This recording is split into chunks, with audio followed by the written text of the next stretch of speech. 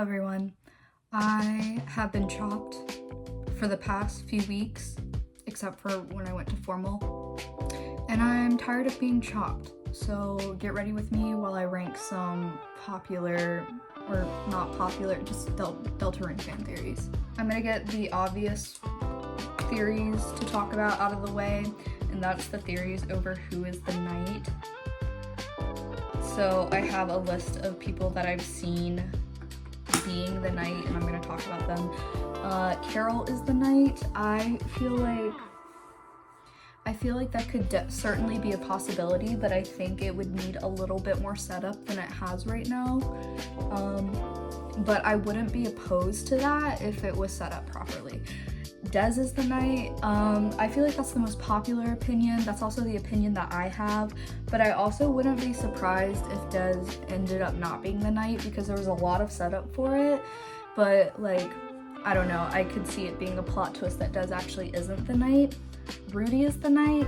I think this one would actually make me really mad. Like, I don't know, I just, again, like it would just need some more setup, I think. But you know, I'm not opposed to it, but it's also like one of my least favorite theories. Yeah. Azrael is the knight. I feel like, again, that could be a possibility, but I don't think it's had enough, like I said, setup. Like, I just don't think the clues we've gotten about the knight point towards Azrael being the knight. And then the two ones that I think are just plainly incorrect are Chris and Ralsei are the knight. Not together, like Chris is the knight or Ralsei is the knight. I don't think that's true because they fought the knight. Like, it's like, have you ever seen these two people in a room together? We have. So that's my opinions on the knight theory. The next theory I'm gonna talk about, I almost didn't include because it was like practically confirmed, but darkeners are objects brought to life. I feel like that was like implicitly confirmed, but it was like so implicit that it was basically explicit, if that makes any sense. But yeah, I agree. Darkeners are objects brought to life. Look at my primer. Is that not so pretty? If you guys care about what products I'm using, I can put it in the description. I don't think you do. People who watch me are here for Undertale content, not really makeup content, so I don't think you do. But if you do, let me know and I'll tell you guys. Ignore the box in the background, that is so ugly. The next theory I'm going to talk about is Ralsei is evil. I have not really a complicated opinion on that, but I don't think Ralsei is evil, or at least I hope Ralsei isn't evil, but also if he is evil, I don't care. He can do whatever he wants. So yeah, if Ralsei is evil, so be it. The next theory I'm going to talk about is that in the bunker is Dez. And I don't know how much I agree with this one. I honestly don't know how much I agree with most of these, but I think it would be interesting to see. It could be used to like debunk that Dez is the knight, or like not even debunk that Dez is the knight. Like Dez could still be the knight even if Dez is in that bunker. But I don't know. I actually agree. I think Dez is gonna be in the bunker. Actually, I don't know. Real great feedback you're getting from me here. The next one I'm gonna talk about is the like pacifist ending being the bad ending. And I'm pretty sure Toby Fox said there was only gonna be like one ending to Deltarune. Like there wasn't going to be like different endings to Deltarune. So like I don't really know if it'll have like endings in the sense that like Undertale had endings, but I do think that it will be interesting to see like how your choices like impact the game. And I'm actually going to talk about another theory that I saw, which is that your choices impact the game, just not in the way that you think. And I agree. I think that will be the case.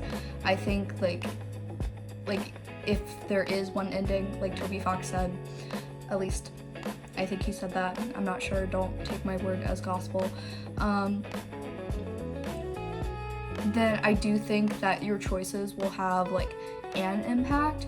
Like I think like it may change like the context of which the ending occurs, but the whole thing is that like, oh, your choices don't matter. So like I think, but I also think that the whole your choices don't matter may be something that the game will debunk. Like instead of it being like, oh, this is the theme, this is the message that the game is trying to convey, it'll be something that instead of, oh, this is what the game is trying to convey, it'll be like, how do I explain this? I should have probably like wrote this out first, but it'll be actually your choices do matter, and like you do have a choice, and you do have like options and stuff like that, if that makes any sense. And I do also recognize that Toby Fox very well could be lying about there only being one ending.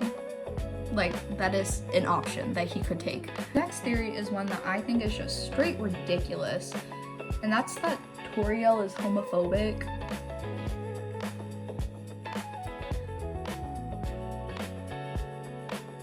Y'all are just making theories out of anything.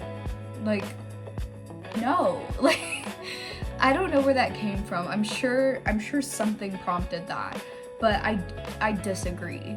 Toriel, for one, has a gender non-conforming kid, like a non-binary kid, and which don't fight me on Chris's pronouns in the comments. I won't do it. You'll be wasting your time. But